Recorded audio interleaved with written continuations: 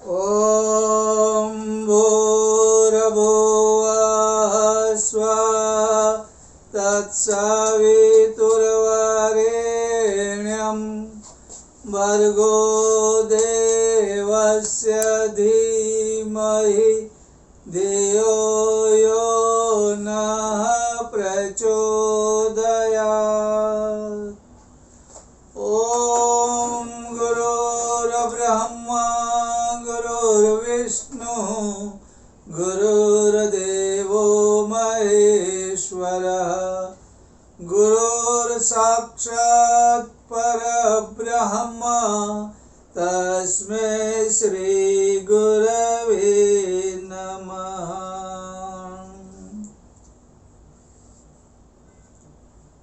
हम लोगों ने जून महीने में मनोबल द्वारा रोग निवारण यह बात कही थी। लोगों को यह प्रवचन बहुत अच्छा लगा क्योंकि परम पूज्य गुरुदेव ने संक्षिप्त में जो संकल्प दिया था वो अद्भुत काम कर गया। बहुत से लोगों का स्वास्थ्य अच्छा हुआ। फिर लोगों ने उसको लिखकर उसकी जेरोस्कोपी निकालकर लोगों में बांटना शुरू किया। ये देखते हुए हमने इसकी एक छोटी सी पुस्तिका बनाई। ये पुस्तिका आप देख सकते हैं।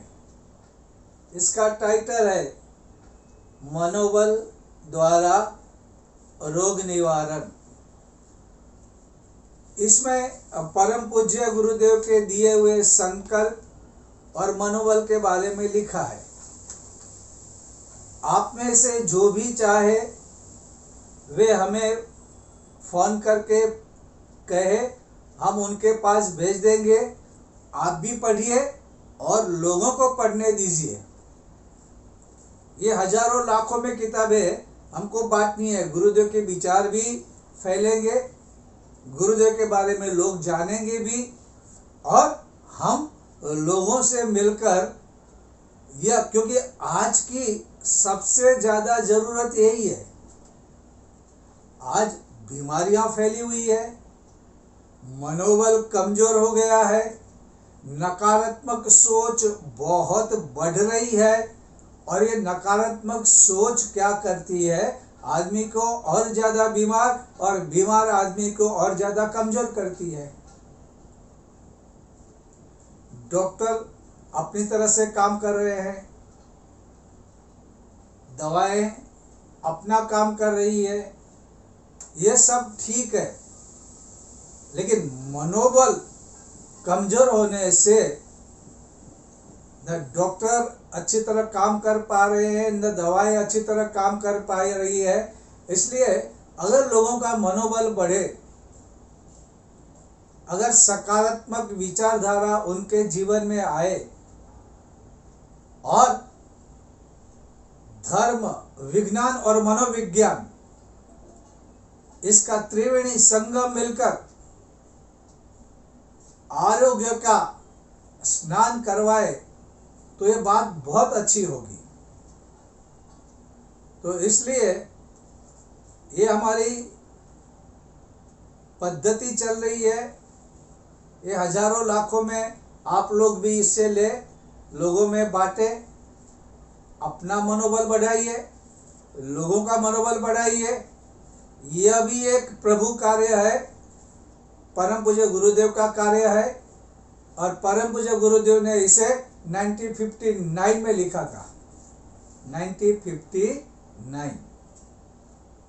दीर्घ दृष्टि कितनी थी परम पूज्य गुरुदेव में, आप सोचिए। इस संकल्प से सामान्य आदमी से लेकर कैंसर तक का मरीज भी अच्छा होता है। डॉक्टर की दवा बंद नहीं करनी, उनके इंस्ट्रक्शन फॉलो करने हैं, दवाएं रेगुलर लेनी है, लेकिन उसके साथ ये संकल्प भी रोज लेना है। बहुत ही अच्छा लगेगा और कुछ ही दिनों में धीरे धीरे आपके शरीर में तेज बढ़ेगा, बीमारी दूर होती जाएगी और आपको अच्छा महसूस होगा। ये जून महीने में हम लोगों ने इसका प्रवचन दिया था। अब बात मैं इसलिए क्यों कर रहा हूं आज वापस, एक तो ये किताब छपकर आ गई है, जिनको चाहिए उनको मिल जाएगी। और दूसरी बात ये कहनी है, आज देखो मनुष्य की समस्या कैसी है, वह दुखी रहता है, परेशान रहता है। अभी देखो, अभी का वक्त ठीक है, वर्तमान काल में सब कुछ ठीक है, सब कुछ जो चाहिए है, दुखी होने का कोई कारण नहीं। फिर भी आदमी दुखी रहता है, दुखी होने का कोई कारण नहीं है, फिर भी आदमी दुखी होता है। कारण क्या? पुरानी दुखद स्मृतियां। और ये दुखद स्मृतियां आदमी को परेशान करती है, उनकी मानसिक कमजोरी पैदा करती है, मनोबल कमजोर होता है और बीमारियां बढ़ती है। इसलिए इस किताब में यह भी लिखा गया है, परम पूज्य गुरुदेव का जो वाक्य है, इसमें क्या दिया परम पूज्य गुरुदेव ने कि पुरानी दुखद स्मृतियां जब सजग होती है तो उसे भुला देने में ही क्या है? श्रेष्ठता है। पुरानी यादें आ रही हैं, भुला दो। 40 साल पहले मेरी सास ने मेरी मनपसंद भाजी मुझे नहीं दी थी और वैसे ही फेंक दी, उसके बाद मैं ये भाजी खा ही नहीं सकती और 40 साल से वो भाजी बनती है और ये बहू दुखी होती है। जैसे कोई भीष्म प्रतिज्ञा ले ली है दुखी होने की। ननंद ने मुझे टीवी पर हाथ लगाने से मना कर दिया, घर में दिवाली का बना हुआ नाश्ता मुझे खाने के लिए ना बोला, कहा कि ये मेहमानों के लिए बना है, तेरे लिए नहीं बना। और तब से मुझे ये नाश्ता बिल्कुल पसंद नहीं, मैं चिवड़ा खा ही नहीं सकती, मैं टीवी चालू ही नहीं करना चाहती। अरे 25 साल पहले बात हुई थी, अब तो ननंद की शादी हो गई, अब तो पूरा घर का व्यवहार तेरे हाथों में है,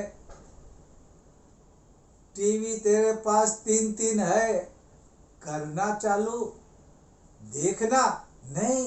पुरानी स्मृतियां, उसे याद कर करके दुखी आज भी होना है, आज भी दुखी होना है, अभी भी दुखी होना है, कारण कुछ भी नहीं। किसी को कहो आओ भाई नृत्य करो, वो बोलेगा मैं नहीं कर सकता। अरे क्या हो गया? अरे मेरी पत्नी ने जब मेरा एंगेजमेंट हुआ, मैं नृत्य करने गया तो उसके बॉयफ्रेंड के सामने उसने कहा तुझे नाचना नहीं आता, बैठ जा। बस तब से मैंने नाचना बंद कर दिया, मैं नृत्य नहीं कर सकता, प्लीज मुझे मत बोलो। अरे ये पुरानी बातें छोड़ो ना, अब क्या है?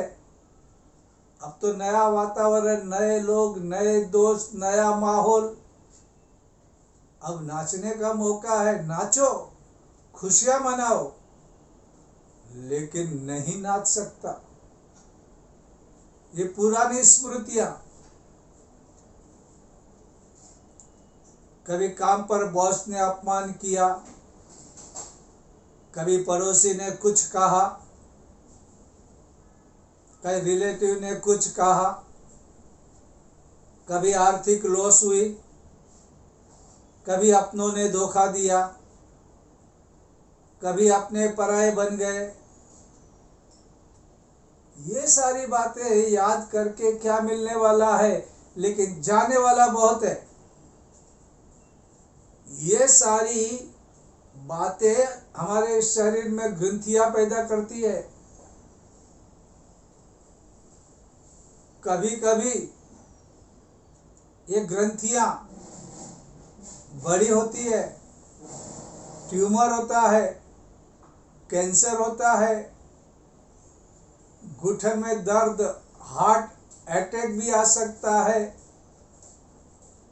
क्योंकि ये अंदर का अंदर जो तुम जल रहे हो, ये द्वेष और नफरत, ये तुम्हें परेशान करती है और तुम बेवजह बिना कारण दुखी हो रहे हो और नए नए दुखों को इन्वाइट कर रहे हो।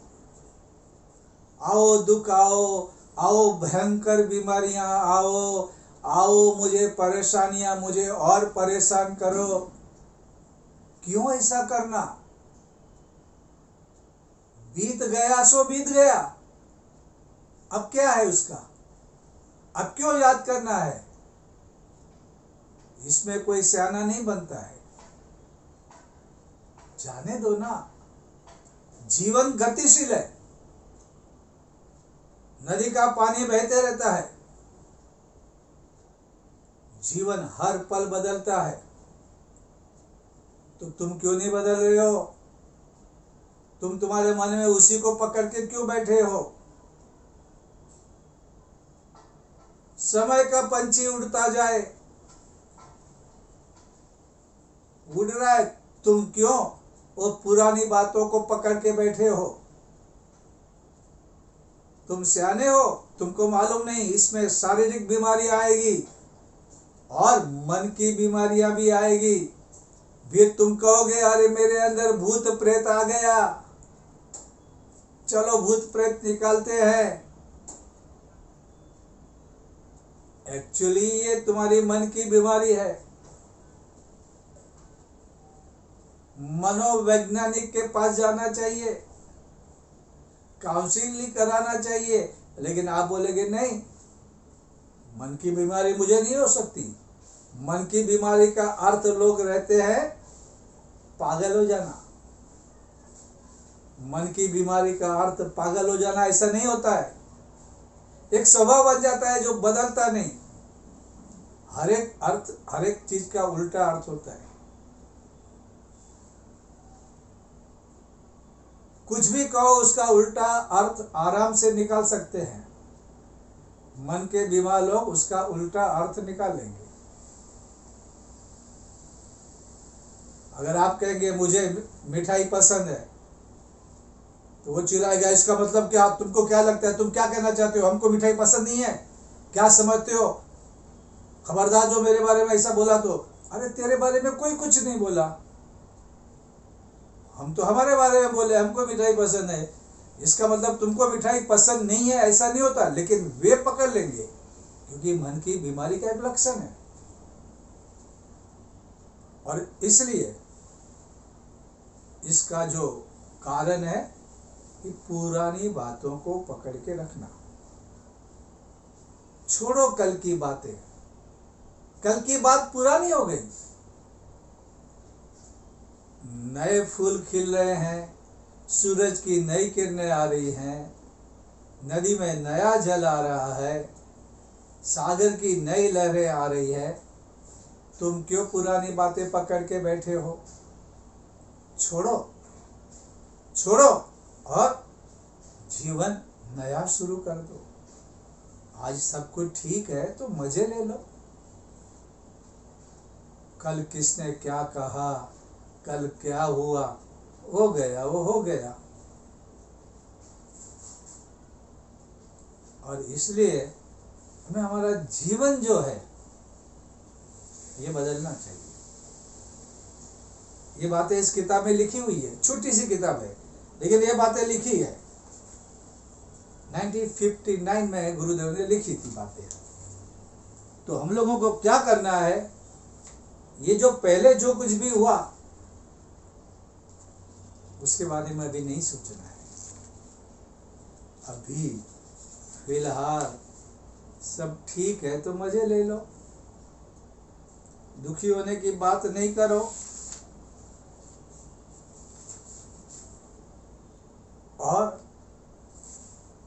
ये आदमी का स्वभाव हो गया है। ये स्वभाव बदलना चाहिए। मैंने एक कथा पढ़ी थी। भगवान बुद्ध एक बार एक जगह पे बैठे थे। उनके शिष्यगण भी उनके साथ थे। इतने में एक आदमी आया और भगवान बुद्ध को गाली देने लगा। ऐसा होता है अच्छे लोगों के साथ, कभी कभी ऐसा ज्यादा भी होता है।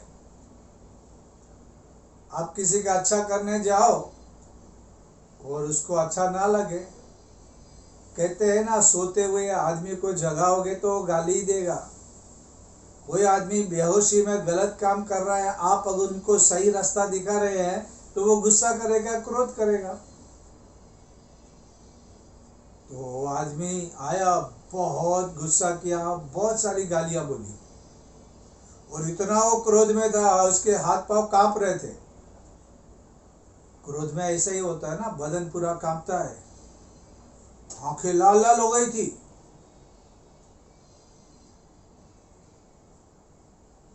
मुंह से थूक निकल उड़ रही थी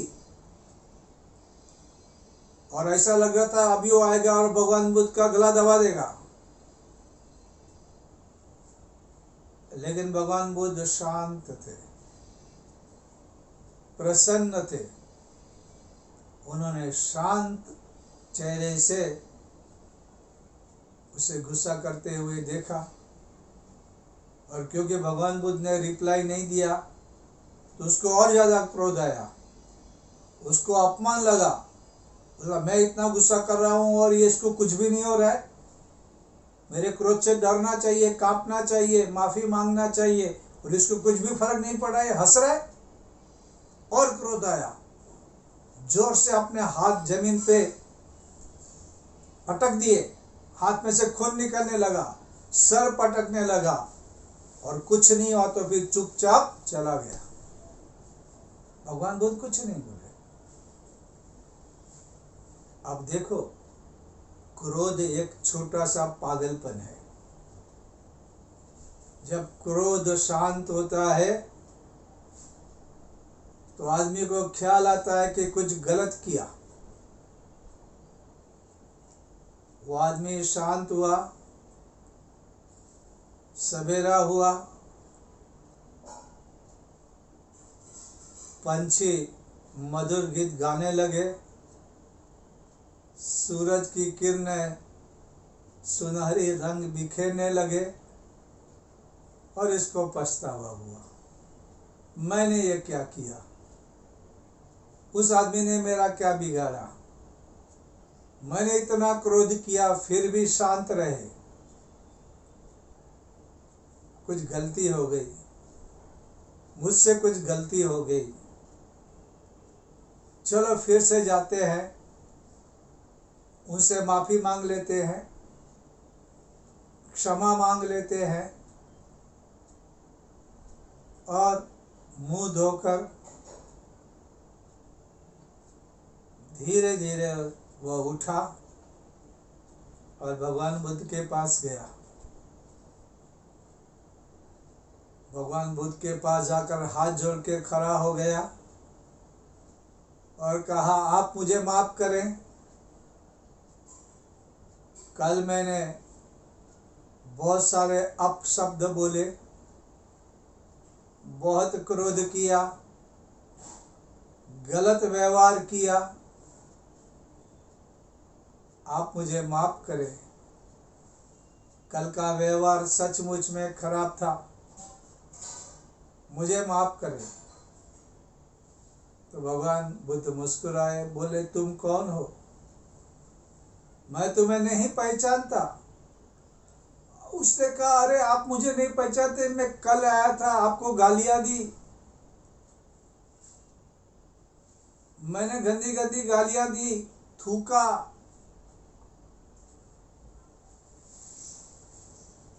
आप नहीं जानते मुझे, कल का व्यवहार मेरा भूल गए, मेरा चेहरा भूल गए। भगवान बुद्ध ने कहा मैंने तुझे देखा ही नहीं, तुझे मैंने देखा ही नहीं। अरे बोलता मैं हूँ, कल मैं आया था, मैंने गालियां दी, मैंने ये किया वो किया, आप क्यों नहीं पहचाने, आप मुझे माफ करो। बोला माफ करने का सवाल ही कहाँ आता है, जब मैं तुझे जानता ही नहीं तो मैं तुझे क्या माफ करूं। और मैंने तो कल किससे कुछ न गालियां ली न गुस्सा लिया, मैंने कुछ लिया ही नहीं है कल, मैं तो ऐसा ही हंसते हुए बैठा था, सब कुछ ठीक था, कल भी ठीक था, अभी भी ठीक है। उसने बोला पहचानो माफ करो, बोला नहीं पहचानता। उसने बोला ऐसा मत करो, मैं ही था कल, मैंने आपको बहुत तकलीफ दी कल। उसने बोला मुझे कोई तकलीफ कल हुई नहीं, आपने कुछ भी नहीं किया और आपको मैं पहचानता नहीं।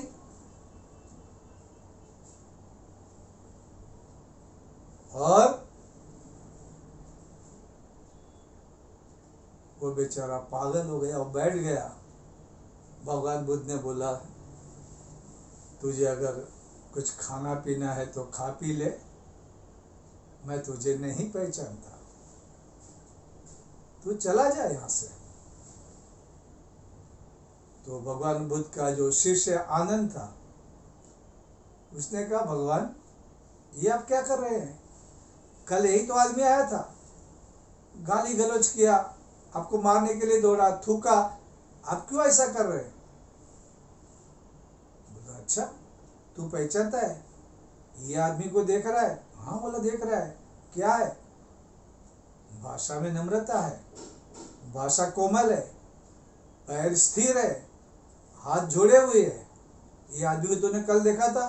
नहीं कल आदमी, ये आदमी ने कल वो गुस्सा कर रहा था, थूक रहा था, जिसके हाथ पांव कांप रहे थे, जिसकी आंखें लाल थी, उसको देखा था। इसकी आंखें कैसी है, शुभ्र है। इसके पांव कांप रहे? नहीं, पांव स्थिर है। हाथ मारने के लिए कर रहे? नहीं, हाथ जुड़े हुए हैं। भाषा में गाली है? नहीं, नम्रता है। तो ये आदमी कल किधर था, वो कोई दूसरा, कोई ये तो नहीं है, मैं इसको नहीं पहचानता। वो आनंद समझ गया। देखो भगवान बुद्ध महान थे, लेकिन हम लोग भी इतना नहीं तो थोड़ा तो कर सकते हैं, पुरानी बातों को भूल सकते हैं। कल की बात के लिए आज दुखी होने की जो आदत है, इसे भूलना जरूरी है। जितना हो सके उतना जल्दी भूले। कल की पुरानी बातों को याद करके आज हमारे मन को व्यग्र करना ठीक है? नहीं भाई, नहीं बहना, ऐसा ठीक नहीं है। क्यों बीमारियां लाना, बीमारियां बढ़ाना, क्यों खुद दुखी होना, दूसरों को दुखी करना। दुखी आदमी दूसरों को दुखी करता है, परेशान आदमी दूसरे को परेशान करना है। जब शांत रहना है, प्रसन्न रहना है, क्यों ऐसा करना। और परम पूज्य गुरुदेव के विचार जो पढ़ते हैं, उन लोगों को तो खास ये पुरानी बातों को भूलकर अच्छी बातें, नए नए विचार पढ़ो। इतना सारा लिख कर गए हैं, पढ़ो, जीवन में उतारो, खुश हो जाओ। कितना अच्छा लगता है अगर हम पढ़ते हैं अच्छे विचार, सत्संग और स्वाध्याय करते हैं, ये चांद और सूरज की तरह हमें रोशनी देते हैं, हमारे मन को प्रकाशित करते हैं। कितना अच्छा लगता है। आप मुस्कुराते रहोगे और दूसरों को आप अच्छी बातें कहोगे तो उनको भी लगेगा अरे भाई ये आदमी हमारे पास बैठे तो अच्छा। गुरुदेव का शरीर तो हमारे साथ नहीं है, लेकिन उनके विचार हमारे साथ है। उनके विचारों को भूल के बाकी चीजें करते रहेंगे, चलेगा? पीले कपड़े पहन के बैठेंगे, अंदर से दिलो दिमाग में और हमारे व्यवहार में अगर ये विचार नहीं रहेंगे तो हम परम पूज्य गुरुदेव को अन्याय नहीं कर रहे, अन्याय नहीं कर रहे। उनको क्या लगता होगा? बहुत सारी आशाएं हैं। इसलिए सकारात्मक विचार, अच्छे विचार, हम भी बदले, विश्व को बदले और परोपकार करे, सेवा करे, सहकार करे, जीवन में आनंद मिलेगा। धीरे धीरे सब कुछ कर सकते हैं, इसमें कोई शंका नहीं है। हम गिलहरी जिस तरह से छोटा काम करती है, कोई आपको कुछ भी कहे या ना कहे, इतना तो आप रखो, हम गुरुदेव के शिष्य हैं। शेर का बच्चा हूं, ऋषि की संतान हूं, युग पुरुष का बेटा हूं, युग पुरुष की बेटी हूं। बातें उनकी सुनो, विचार उनके पढ़ो और लोगों को कहो और जीवन में उतारो। बहुत मजा आएगा, बहुत मजा आएगा। अब करके तो देखो, जीवन कितना मीठा मधुर हो जाता है। तो हमें ये करना है। तो दुखद स्मृतियों को भूल जाना है, आज के आनंद को लेना है, ये पल जीना है और अच्छे विचारों को जीवन में उतारते रहना है।